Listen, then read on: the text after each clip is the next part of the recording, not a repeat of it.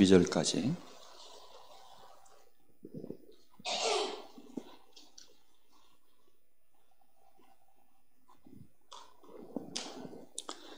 제가 봉독하겠습니다. 사도들이 백성에게 말할 때에 제사장들과 성전 맡은 자와 사두개인들이 이르러 예수 안에 죽은 자의 부활이 있다고 백성을 가르치고 전함을 싫어하여 그들을 잡음에 날이 이미 저물었으므로 이튿날까지 가두었으나 말씀을 들은 사람 중에 믿는 자가 많으니 남자의 수가 약 5천이나 되었더라.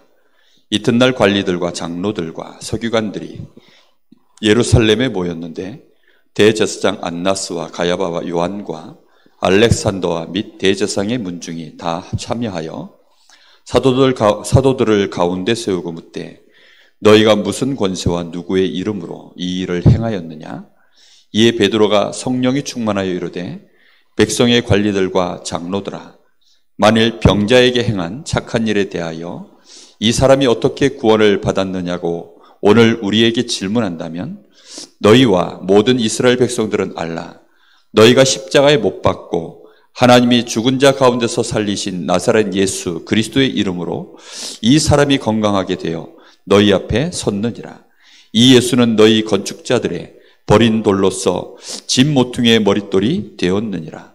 다른 이로서는 구원을 받을 수 없나니 천하 사람 중에 구원을 받을 만한 다른 이름을 우리에게 주신 일이 없음이라 하였더라.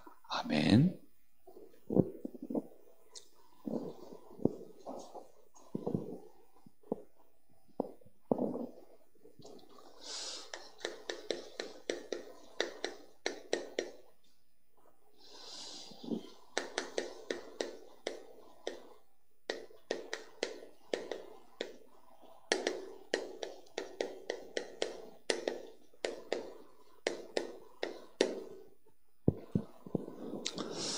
오늘 말씀 제목입니다. 핍박 속에서 나온 최고의 메시지입니다. 우리가 많이 들은 유명한 성경 구절이죠. 사도행전 4장 12절. 다른 이로서는 구원을 받을 수 없나니 천하 사람 중에 구원을 받을 만한 다른 이름을 우리에게 주신 일이 없음이니라. 오직 그리스도 외에는 구원의 길이 없음을 분명하게 이걸 선언하고 있는데 이걸 언제 했냐면 핍박 속에서 그렇게 선포한 메시지입니다.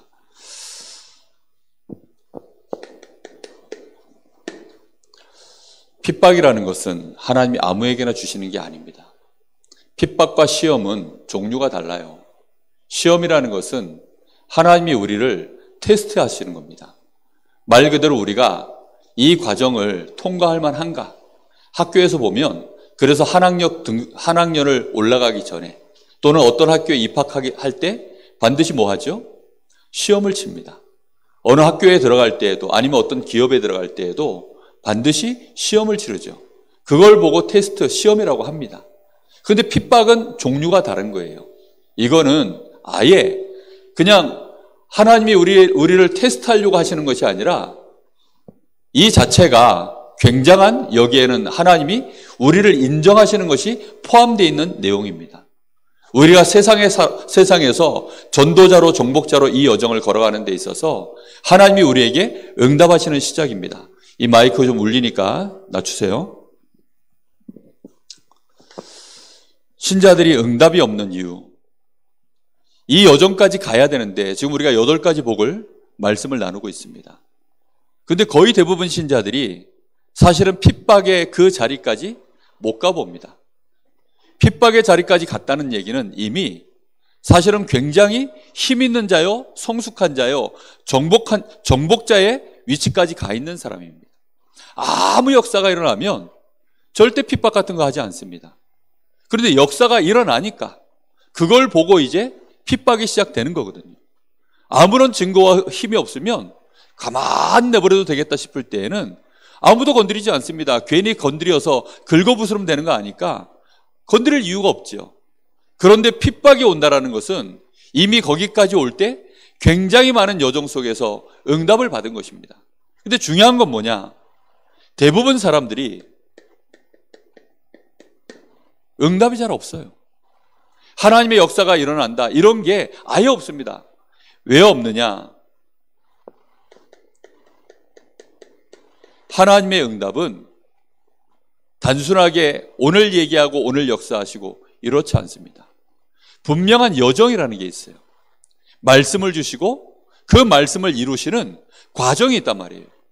근데 그 과정 속에서 하나님이 우리가 그 자리까지 가기를 원하시는 그 시간표가 있는데, 그날 그때 그곳에 거기까지 갈 수 있는, 지속할 수 있는 비밀이 있어야 돼요. 42.195 마라톤 코스죠. 근데 40km까지 뛰고 나머지 2.9km 안 뛰면 어떻게 되죠? 거기까지 가서 뛰고 포기하면 어떻게 돼요? 그러면 뛰나 마나입니다. 하나님이 하시는 역사는 그 꼬린 지점에서부터 시작하는 거예요. 근데 대부분 사람들은 그 문 앞에서 거의 무너져 버려요. 너무나 안타깝죠. 이스라엘 백성들이 아무 준비 없이 출애굽을 하고 구원의 은혜를 받고 광야를 통과해서 어디까지 갔습니까? 가데스 바네아에. 가나안 땅 바로 앞에 섰는데 이제 들어가면 되는 거예요. 그런데 이 백성들이 거기서 뭐 합니까? 안 되겠다는 거죠. 거기서 포기를 해버렸어요. 그러면 결과는 어떻게 됩니까? 다시 되돌아가야 되는 거예요. 오늘 우리 렘넌트가 미션홈을 나갔습니다. 이제 자기 집으로 돌아갔어요. 근데 제가 마음이 너무 아픕니다. 왜 아프냐면 대부분 사람들이 이 주기가 있거든요. 거의 이렇게 넘어서는 고비가 오는 주기가 있어요. 그 고비 때가 주로 언제냐면 사실은 이제 영적 싸움의 큰 분수령입니다. 마귀가 깨지든지 하나님의 역사가 이제 시공간 초월로 나타나든지 딱 그 시간표거든요. 그때가. 어둠이 가장 짙어지면 그때가 언제죠? 해가 뜨기 직전인 거예요. 그렇죠? 그때가 해가 뜨기 직전입니다. 제일 답답하고 너무너무 힘들다. 그때가 언제냐? 해 뜨기 직전이라니까요. 그때가 하나님이 응답하실 시간표에 임박해 있는 순간입니다. 근데 대부분 신자들은 그 맛을 못 봐요. 왜냐? 세상에 물들어서 자기 각인뿌리 체질 때문에 결국은 자기 영적 상태, 세상 말로 지성질 못 이겨서 그렇게 해서 결국은 가버립니다.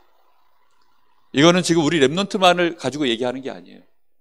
거의 대부분 신자들이 그래서 신앙생활의 여정을 가야 되는데 그냥 다람쥐 쳇바퀴 돌듯이 인생을 계속 그 자리에서 결국은 맴돌고 있을 뿐입니다. 어떤 사람은 한 달 돌면 다 돌아가지고 또 자기 문제 드러나고, 어떤 사람은 한 3개월 지나면 자기 문제 드러나서 또 영적 문제 드러나고, 어떤 사람은 1년, 어떤 사람은 5년, 어떤 사람은 10년. 근데 조금 10년 만에 나타나면 눈치를 채기가 어렵죠, 주변 사람들이. 그렇죠? 평생을 두고 결국은 한 바퀴가 다 못 도는 사람들도 있어요. 그러면 그 사람들은 결국은 하나님께 제대로 된 응답 한 번도 못 받아보고 그렇게 그냥 부끄러운 구원 받아서 천국 갔는지 안 갔는지는 알 수 없으나 그렇게 그냥 낙오되는 신자들이 대부분입니다. 우리는 마음에, 그래서 최고 응답이 뭐냐? 최고의 응답은 사실은 우리의 영적인 상태가 바뀌는 겁니다. 우리의 영적인 상태가 하나님이 역사하시는 그 시간표까지 갈 수 있도록 내가 진짜 말씀으로 답을 얻고 힘을 얻고 확신을 얻는, 그게 가장 큰 응답이에요. 근데 사람들은 이걸 응답이라 생각하지 않죠.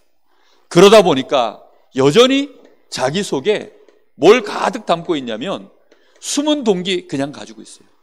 말 안 하면 모르죠. 그렇죠? 그러나 어느 날 드러나는 시간표가 옵니다. 그게 언제입니까?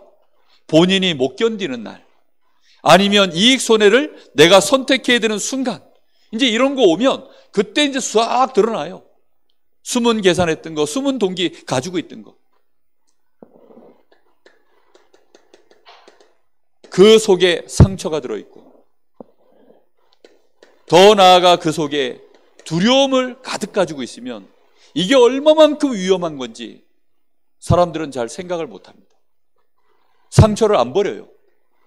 그냥 두려움 속에, 염려 속에 있습니다.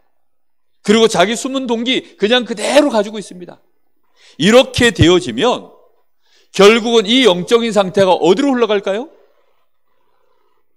절대 보좌로 가지 않습니다. 어디로 가요? 사단에게 계속 가는 겁니다. 사단에게 계속 가면 흐름 자체가 실패의 흐름으로 인생이 가는 겁니다. 여러분, 우리가 인생을 1년, 2년, 3년, 5년, 10년 수고했는데 우리의 흐름 자체가 점점 실패 속으로 빠져들어가면 희망이 있을까요? 내가 교회를 10년, 20년 다녔는데 신앙생활하는 게 별 내 마음속에 희망이 안 느껴지면 어떻게 되죠? 정상적인 사람들은 교회를 떠납니다. 아니, 미쳤다고 교회를 다니겠습니까? 아니, 내가 이 직장을 다니는데 월급도 안 나와. 별 나한테 그렇다고 보람도 없어. 그렇다고 다니고 있는데 뭔가 사람들하고 맞지도 않아. 그럼 누가 미쳤다고 그런 직장에 자기의 평생을 헌신하겠습니까? 그럴 수는 없는 거죠. 대부분 사람들이 왜 이런 실패의 흐름으로 계속 가는지를 모르는 거예요. 그럼 결국은 어떻게 되죠? 개인이 실패하는 겁니다. 이런 흐름에서 못 벗어나면 교회도 결국은 실패하는 겁니다.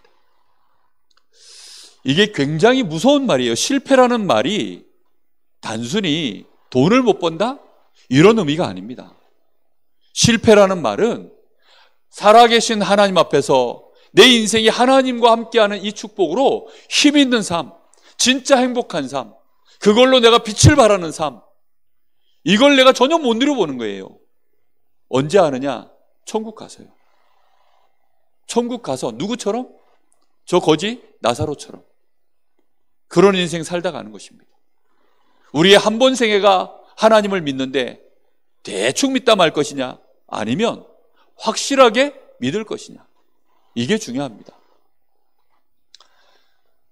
오늘 말씀 속에서 한번 생각해 보셔야 됩니다. 도대체 하나님은 왜 핍박을 허용하실까요? 핍박을 허용하신다는 것은 하나님이 하실만 하기 때문입니다. 이것은 하나님의 방법입니다. 무리와 제자를 걸러내시는 하나님의 방법이에요. 누가 진짜 제자냐? 핍박 와보면 압니다. 누가 무리냐? 암만 별의별 말을 다 해도 핍박 상황이 딱 들어오면 그때 다 압니다. 하나님이 진짜 이거를 걸러내는 방법이에요. 그래서 십자가 사건이 일어났을 때, 이때 대부분의 사람들은 예수님을 쫓아다니던 이 많은 무리들, 이 많은 무리들이 결국은 손해와 이익을 따져야 되는 순간이 왔을 때 어떻게 했습니까? 다 떠나버렸어요. 이대로 예수 쫓아가 봐야 의미 없겠구나. 오히려 예수 쫓다가는 우리가 그 파로 몰려서 똑같이 잘못하면 잡혀서 고난을 당할 수 있으니 아예 그냥 멀리 떨어져 버린 것입니다. 그럼 제자들은 어떻습니까? 제자들은 똑같이 도망갔지만 사실 제자들 마음은 손해 이익을 따져서 도망간 건 아니에요. 제자들은 그 마음 속에 사실은 왜 도망갔냐? 두려움 때문입니다. 죽음에 대한 두려움, 핍박에 대한 두려움, 이걸로 인해서 자기가 당하게 될 이 죽음에 대한 두려움. 내 앞에 계시는 예수님도 저렇게 힘없이 핍박당하고 저 멸망 속으로 들어가는 것처럼 보이고 있는데 우리도 같이 있다가 저런 어려움을 당하지 않을까? 예수님이 두드려 맞는 그런 장면들, 예수님이 고문당하는 그런 장면들, 그걸 보고서요 제자들이 너무 두려워서 뿔뿔이 다 흩어져 버린 거예요. 이 제자들은 이때 뭘 보았냐? 자신들의 영적 상태를 정확하게 보는 시간표로 하나님이 처음 핍박 시간표를 허락하신 것입니다. 내가 너무나도 연약하구나. 내가 진짜 아무것도 아니구나. 여러분, 십자가 앞에서 우리 자신이 사실은 그렇거든요. 십자가 사건 앞에서 우리는 할 수 있는 게 아무것도 없어요. 그런 우리가 할 수 있는 일이라는 거는 두려워하고 결국은 도망가고 부인하고 할 수 있는 게 그거밖에 없습니다. 핍박이 오면 사실은 이때 무리와 제자가 갈라지는데 진짜 제자들은 그 핍박 속에서 두려워 떠는 것입니다. 왜요? 무리들은요 아예 두려움이 없어요. 왜요? 나와 상관없는 일이니까 그냥 먼 산 구경하듯이 그냥 그런 거예요. 근데 제자들은 마음이 안 그렇다니까요. 혹시 여러분 핍박 속에 여러분 마음에 두려움이 있습니까? 아니면 나는 아무 관심이 없습니까? 교회가 어떻게 된다? 여러분 마음에 큰 부담과 무거운 짐과 혹시 두려움이 있습니까? 그 사람은 제자입니다. 그런데 교회가 뭘 하든지 말든지 어떤 일이 있든지 말든지 별로 상관이 없다. 그러면 이제 그 사람은 무리입니다. 오늘 우리가 하나님의 은혜 속에 있어야 되겠습니다. 왜 핍박이 일어납니까? 사실은 핍박은 마가의 다락방 시간표만 해도 일어나지 않았어요. 마가의 다락방은 말 그대로 이 예루살렘 한복판 가장 중요한 성전에서 일어난 일이 아니라 한 가정집에서 일어난 거예요. 그러다 보니까 약간 그 위치가 어느 정도인지 모르겠지만 어떤 면에서는 저 유대인들, 오늘 여기 나와 있는 산헤드린 공회에 있는 이런 사람들에게 큰 영향이 가지 않았어요. 그러다 보니까 거기에선 3천 제자가 일어나고 날마다 성전에서 집에서 말씀을 나누고 기도하고 이렇게 하는데 큰 문제가 되지 않았습니다. 그런데 오늘 핍박이 일어나 버린 거예요.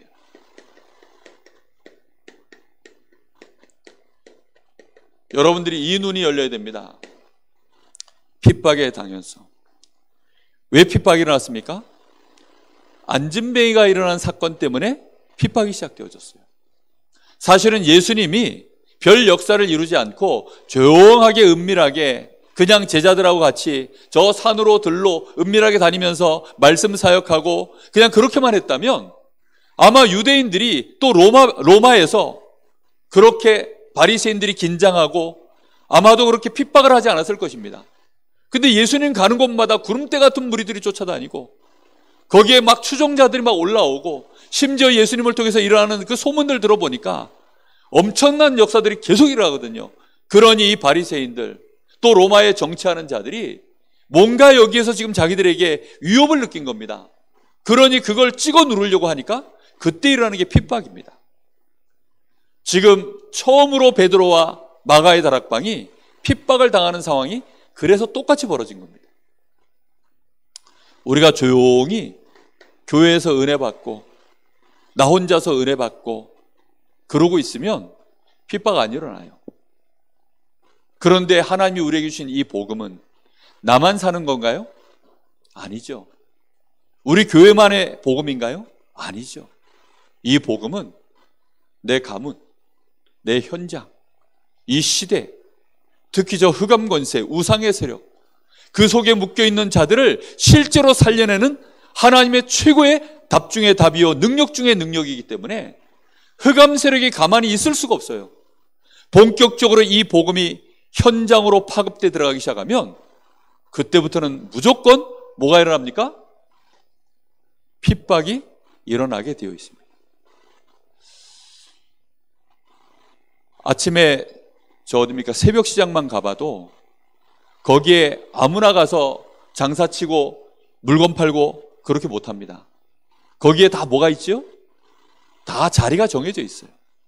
근데 그 자리에 생전 처음 보는 사람이 자기 물건 있다고 가지고 와가지고 거기에 자리 깔고 물건 팔겠다고 하면 옆에 있는 사람들이 어떻게 하죠?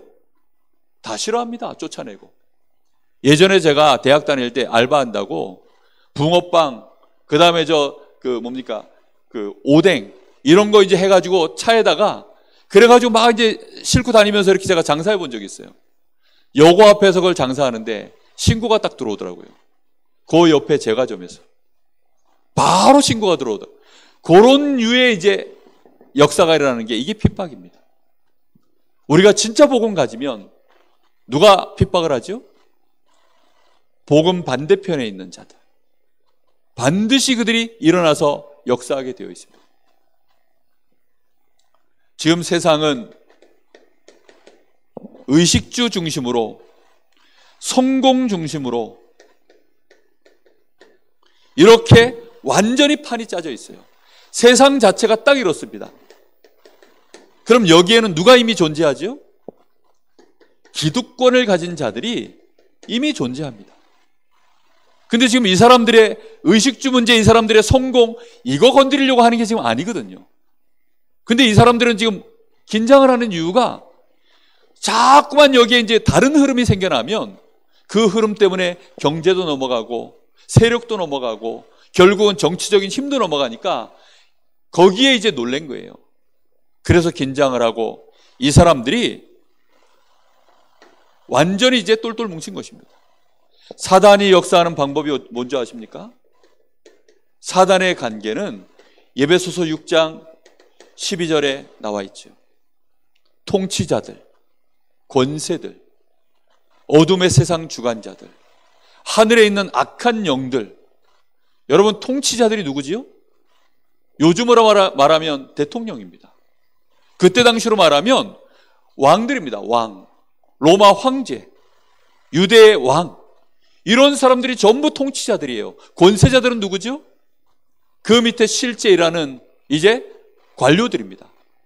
뿐만 아니라 어둠의 세상 주관자, 아예 흑암 문화, 흑암 경제의 주역들, 뿐만 아니라 악한 영들, 종교 지도자들입니다. 이 모든 사람들이요, 이미 이 사단의 관계 아래 이 사람들이 완전히 지배당하고 있는 거예요. 사단이 언제 이들을 움직입니까? 복음이 진짜 현장에서 이제 힘있게 증거되기 시작하면 그때 역사를 시작하는 것입니다. 그래서 우리는 반드시 언제 이 일이 벌어지느냐, 우리 마음속에 예상하고 있으셔야 돼요. 우리 교회에 아직은 핍박이 없어요. 한때 핍박이 있었죠. 언제였습니까? 초창기 때. 한참 복음의 바람이 불고 막 교회가 막 진짜 막 소용돌이 치고 그런 와중에 복음 때문에 너무나 많은 성도들이 막 우왕좌왕하고 그런 중에 막 교인 이동도 막 일어나고 막 역사가 일어나고 막 정말 다락방을 통해서 막 일어났던 많은 막 한동안 한국 교계의 막 핫이슈였어요. 그러니까 그걸 막으려니까.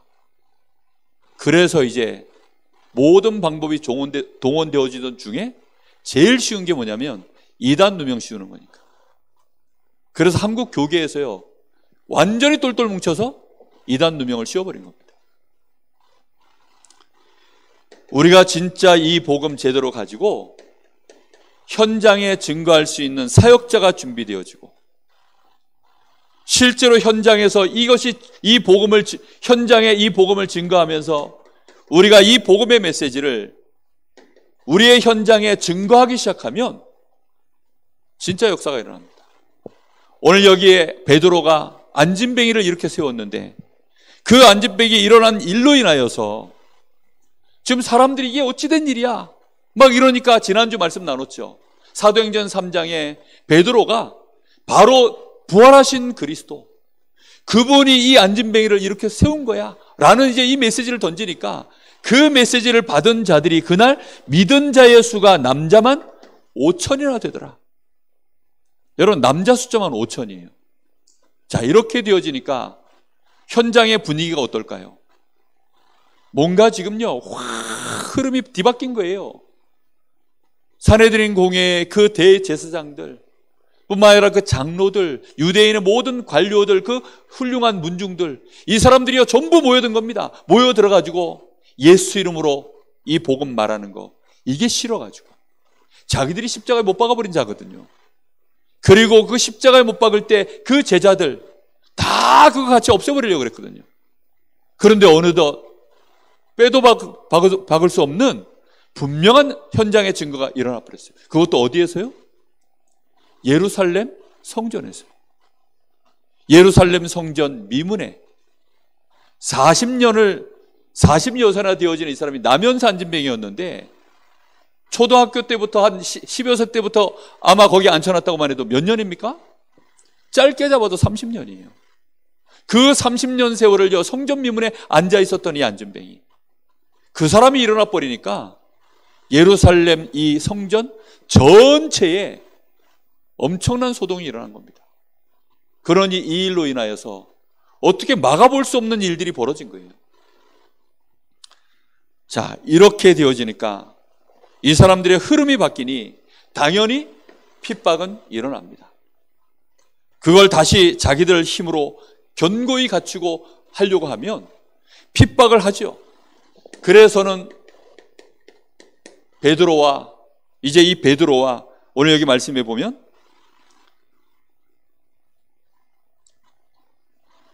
(5절) (6절에) 보면 이제 이 사람들이 관리들, 장로들, 서기관들 이들이 다 모여서는 이 문중들이 다 참여를 하고 사도들을 7절에 보니까 사도들을 가운데 세웠다 이렇게 나옵니다.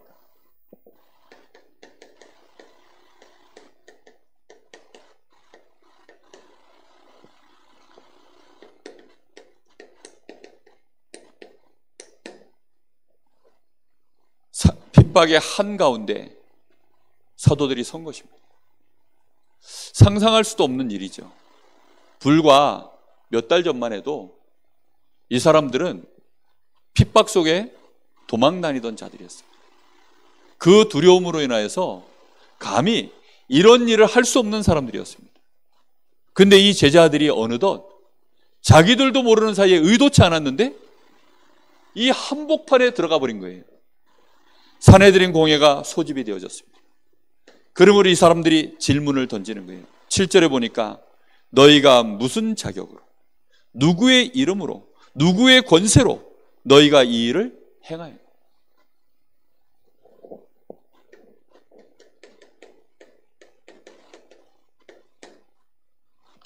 사람들은 다 이 질문을 합니다. 네가 뭔데? 그렇죠? 네가 뭔데? 역사가 일어나면 네가 뭔데? 대부분 사람들 다 그렇습니다. 특히 유교 사회에서는 더 그래요. 아랫사람이 윗사람을 앞서가는 뭔가 일이 일어나면 굉장히 싫어하고 불편합니다. 한국 사회 또 막 흑암 속에 덮여있는 사회일수록 구조가 딱 이래요. 밑에 사람이 커 올라오는 거 싫어합니다. 누군가가 정말로 현장을 위하여, 사회를 위하여 올바른 일을 해도 그게 자기들에게 손해가 되어지고 자기들의 뭔가 이익에, 자기들의 위상에 뭔가 누가 되는 일이라면 너무 싫어하는 거예요. 당장 물어보는 게 그겁니다. 안진뱅이를 어떻게 이렇게 세웠냐?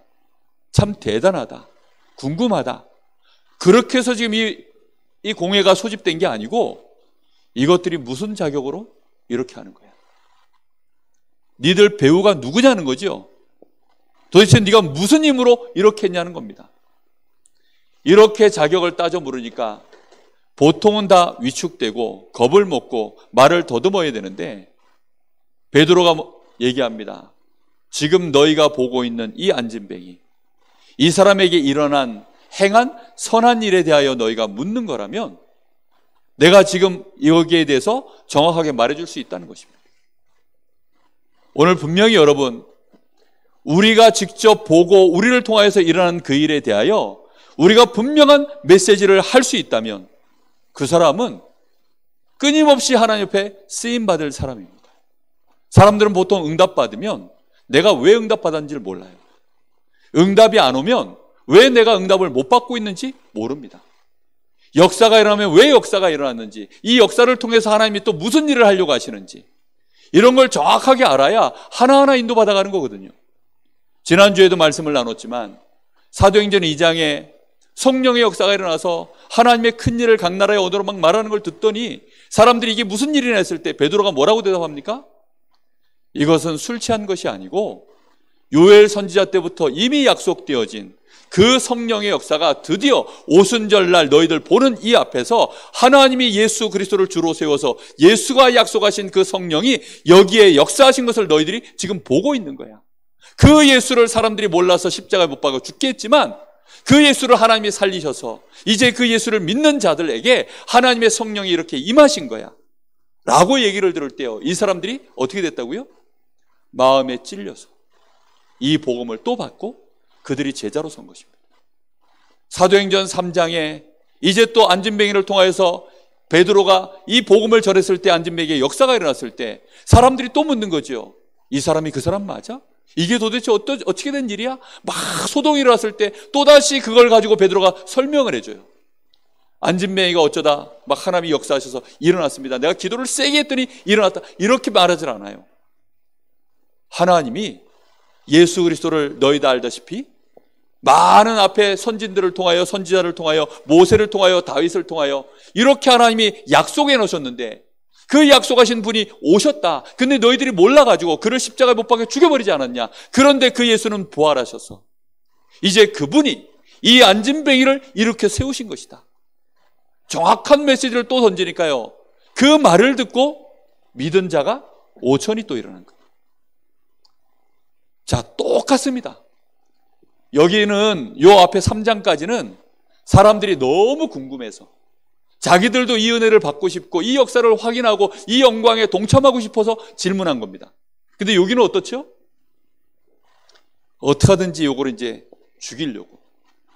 그러거나 말거나. 베드로는 보니까 8절에 보니 베드로가 어떻게 돼 있어요? 성령이 충만하여 이르되 백성의 관리들과 장로들아. 성령이 충만하여서 백성의 관리들과 장로들, 도저히 복음 받을 생각도 없고 복음에 관심도 없고 하나님에 대해 관심도 없고 오직 관심은 성공, 내 자리, 내 위치 이거밖에 없는 자들 앞에 베드로가 그래도 또 담대히 말하는 거예요. 뭘 말하죠? 내가 보고 들은 바. 그러니 얼마나 말하기 쉽습니까? 거기다가 이거 말하는데 하나님이 베드로에게 뭐 하셨어요? 성령 충만을 준 겁니다. 이렇게 되어지니 이 사람들이 말로 베드로를 이깁니까? 못 이깁니까? 절대 못 이겨요. 여기에서 최고의 메시지, 영원한 메시지가 선포되어진 겁니다. 사도행전 4장 12절. 그냥 예수가 아닙니다. 그냥 구원의 길이 아닙니다. 오직 복음. 다른 이로서는 구원 얻을 길이 없다. 너희가 말하지 말라 하는 바로 그 예수, 그 예수가 바로 그리스도다. 그분 외에는 구원의 길이 없다. 하나님의 그리스도 예수 외에는 구원의 길을 여신 적 자체가 없다. 완벽하게요, 정말로 선을 쫙 갈라버리는 이 메시지를 선포한 것입니다. 사람의 행위, 노력, 할례, 율법을 지키고 예배를 드리고 선행을 하고 구제를 하고 그거 다 필요 없다는 것입니다. 너희가 지금까지 그렇게 왔던 모든 것 상관없이 오직 예수로만 구원을 받는다는 것입니다. 이렇게 되어지니까 이 사람들이 그 말을 듣고 회개하고 돌아서야 되는데 이때 이 사람들은 확실하게 이제 누구 자녀임이 밝혀집니까? 사단에게 잡혀있는 자들임이 분명히 밝혀지는 거예요. 그러니 이들이 핍박당함을 오히려 사도행전 4장을 읽어보면 어떻게 했다고 나옵니까? 기뻐하고 즐거워했다고 나옵니다. 확실히 이제는 우리가 하나님 나라의 소속. 저것들은 어떻게 된 거예요? 마귀 나라 소속. 우리는 분명한 하나님 나라의 배경. 이 땅의 흑암 나라와 싸울 수 있는 분명한 최고의 메시지와 답을 얻게 되어진 것입니다. 그럼 이때 어떤 일이 벌어질까요? 교회는 완전히 원네스 되어져요. 이제 요 시간표가 되어지면 진짜 교회는 똘똘 뭉치는 시간표가 오는 것입니다.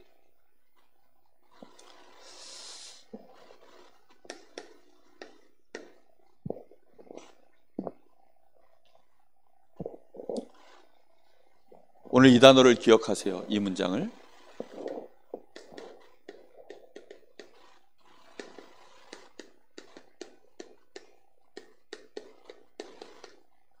전도자는 메신저입니다. 단순히 응답받아서 그 증거를 이렇게 보여주는 자가 아닙니다. 증거와 함께 그 증거가 일어난 이유를 정확하게 말씀을 가지고 그걸 설명해 줄 수 있는 사람. 무슨 말인지 알겠습니까? 하나님의 말씀을 가지고 이렇게 하나님이 말씀으로 약속하셨고 그게 이 현장에 이 말씀이 선포되어졌는데 이 말씀이 이렇게 역사하셔서 이 너희가 보는 이 일이 여기에 일어난 것이다.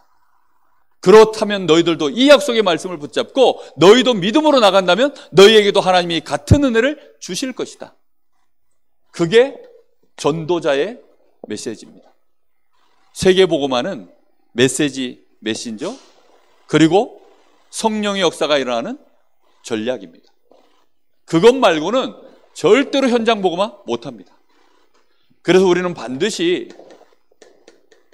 복음 앞에서 복음의 당연성, 필연성, 이 절대성을 확실하게 우리는 말씀으로 가지고 있어야 됩니다. 진짜 가진 사람은 복음의 흐름이 보여요. 그래서 이 복음이 이런 것이구나. 지금 이 사람에게 복음이 어느 정도 들어갔구나. 이 사람이 지금 복음이 개인화가 안 됐구나. 이 사람 복음은 말하고 포럼도 할 수 있고 아는 것 같은데 이 복음이 이 사람에게는 실제로 붙잡지 못하고 있구나. 이 사람은 별로 잘 믿음도 없는 것 같고 별로 평소에 대단해 보이지도 않는데 이 사람 속에는 복음이 있구나. 진짜 뭔가 복음의 비밀이 있구나. 이런 것들이요 정말 보여집니다. 이렇게 되어지면 이 흐름 속에서 가장 중요한 게 뭐냐면 복음을 아는 것보다 더 중요한 게 있어요. 하나님의 시간표가 보이는 거예요. 복음은 멈춰 있는 게 아니에요.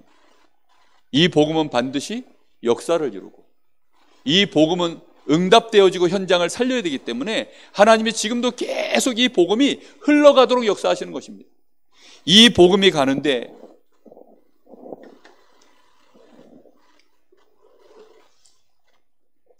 하나님이 역사하실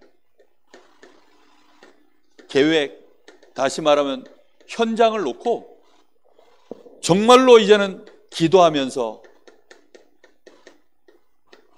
기다릴 줄 아는, 그러다가 드디어 증거가 일어나면 이때에 요때가 아주 중요합니다. 보통은 이제 요 시간표까지 못 오거나 아니면 역사가 일어났을 때 이쪽으로 못 넘어가는 이런 사람들이 너무 많아요. 역사가 일어나면 꼭 들뜹니다. 아니면 이 응답의 시간표까지 못 오면 결국은 낙심해버려요. 전도자는 뭐라고요? 메신저입니다. 처음부터 끝까지 이 현장에 하나님이 어떤 계획을 갖고 계시고 그래서 하나님이 어떤 시간표에 어떤 이유를 가지고 그래서 이 일을 지금 이루신 것에 대하여 정확하게 주신 언약의 말씀으로 그 현장에 와 있는 사람들에게 답으로 메시지로 전달할 수 있는 그 사람을 하나님이 전도자로 보시는 거예요. 단순히 예수 믿고 영접해, 이게 다가 아니라니까요. 이 사람을 보고 뭐라고 하느냐? 증인이라고 하는 것입니다. 하나님의 역사가 일어난 이 증거를 정확하게 하나님의 이 말씀으로 이걸 설명해 줄 수 있는, 일어난 증거의 앞에 내가 이렇게 했더니 저렇게 했더니 이거 말고요, 하나님의 말씀을 가지고 정확하게 이 일어난 증거를 설명할 수 있는 이 사람이 바로 증인인 것입니다. 이거 할 때 하나님이 어떻게 하시느냐? 성령으로 충만하게 그 사람에게 역사하고 현장에 역사하시는 것입니다. 이 말을 받은 자들이 또 믿는 역사들이 또다시 일어나는 것입니다. 그래서 우리는 뭐 해야 되느냐? 내가 설치면 절대 안 돼요. 반드시 우리가 이 복음이 증거되어질 때에는 둘 중에 하나를 해야 됩니다. 문이 열리든지 아니면 상대가 스스로 문을 열든지. 상대가 스스로 문을 여는 것은 본인에게 너무 어려운 문제가 와서 도와달라고 스스로 문 열고 오는 거예요. 그때든지 아니면 정말로 하나님의 역사가 현장에 일어나서 이 듣는 사람, 이 현장을 본 자들이 야, 너 보니까 너는 나하고 다른 것 같아. 야, 너는 예수 믿는데 너는 나하고 완전히 사람이 다른 것 같아. 너는 어떻게 이렇게 평안해? 이렇게 뭔가 사람들이, 아니면 실제 현장에 역사가 일어났을 때, 동삼제일교회의 역사가 일어나니까 전국과 세계에서 사람들이 몰려드는 거예요. 플랫폼이죠. 그죠? 내가 진짜 전도자가 되어지면 이 사람은 그래서 플랫폼이 되어집니다. 이 사람을 통해서 하나님의 역사가 계속 일어나요. 오늘 저녁에 우리가 이 수요예배를 통하여서 붙잡을 이 기도 제목입니다. 이런 전도자가 일어나게 하여 주옵소서. 단순히 말씀 포럼 잘하는 이런 사람 말고요. 그거는 몇 번만 훈련받으면 잘할 수 있어요. 목회자들이 얼마나 그걸 훈련 많이 받는데요. 설교 잘하는 자체가요, 그게 포럼입니다. 그런 사람 말고요. 진짜 이제는 이 하나님의 말씀의 당연 필연 절대성, 이 복음을 가지고 흐름을 보면서 현장의 하나님의 시간표를 정확하게 보면서 기도하며 인도받고 기다릴 줄 아는, 그러다가 진짜 하나님이 하시는 이 증거가 일어났을 때 주신 말씀을 가지고 정확하게 같이 하는 자들에게 답을 줄 수 있는 자. 그래서 이들도 나를 부러워하게 만드는 것이 아니라 이들도 어떻게 하게 만드는 거예요? 나와 똑같이 이 약속의 말씀을 붙잡고 나와 똑같은 여정을 걸어갈 수 있는 자로, 제자로 세우는 그 사람이 전도자입니다. 이런 응답이 우리 교회에 정말로 이제 시작되기를 예수님의 이름으로 축복합니다. 정말 오늘 말씀이 이 음향도 그렇고 막 여러 가지가 지금 막 예배 시작할 때부터 막 따다닥거리고 막 이래가지고 저도 솔직히 정신이 없어요. 뭐라고 지금 메시지를 제가 잘 했는지 못했는지 저도 잘 모르겠습니다. 그러나 여러분, 말은 다 알아들었을 것이라 생각합니다. 혹시 은혜가 안 됐어도 말이 뭐라고 했는지 알아들으시면 성경의 근거에서 제가 메시지를 했거든요. 딱 붙잡으시고 기도 제목으로 붙잡으시기 바랍니다.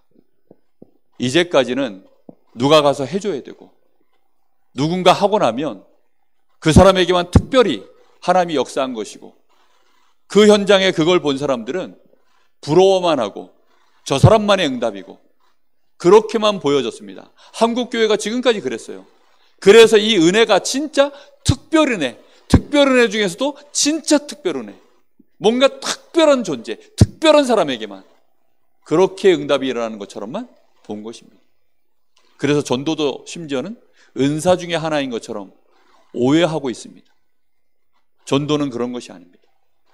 누구나 복음 받은 자는 진짜 이 복음으로 나 자신이 변화받은 증거가 있고, 그렇죠? 내가 진짜 하나님이 함께 하시는 증거가 있고, 그 증거가 있다면 그것이 다른 사람이 볼 때 증거거리로 보여지는 날 내가 이걸 정확하게 말해줄 수 있다면, 정리된 메시지, 복음의 말씀이 있다면 그 사람은 증인입니다. 내가 진짜 현장의 문제를 놓고 기도하는데 하나님이 또 역사를 이 현장에 이루셨어요. 그때에 내가 드러나는 것이 아니라 이 사람도 나와 똑같이 너도 이 응답을 받을 수 있음을 또 말해줄 수 있는. 그래서 초대교회에는 그 말을, 그렇게 역사가 시작되어지니까 그 말을 받은 자들 중에 대부분이 믿는 거예요. 그러니까 3천 제자가 일어나고, 남자들 중에 또 5천 제자가 일어나고, 그거를 받을 수 없고 도무지 납득할 수 없는 반대편에 있는 자들은 핍박을 시작하고, 이런 일들이 뭔가 모르게 일어나는 흐름이 만들어지는 것입니다. 오늘 이 말씀을 함께 받은 우리 모든 성도들이 하나님, 내가 전도자 그 축복을 누리게 하여 주옵소서. 단순히 그냥 앞에 서 있는, 앞서가 있는 자들 부러워하는 자가 아니라 똑같이 응답받고, 우리 자녀들도 전도자로 정말로 응답받는, 우리 교회에 이런 전도자들이 계속 일어나서 12사도와 같은 70인 제자와 같은 그런 일꾼들이 우리 교회를 통해서 계속 일어나서 강릉 지역의 2,300 제자, 영동권 8,000, 강원 2만 당연히 세워가는 그런 응답 있는 교회, 정말로 하나님이 원하시는 전도자를 세우는 교회 될 수 있도록 하나님 축복하여 주옵소서. 우리 간절함으로 잠시 같이 기도하겠습니다.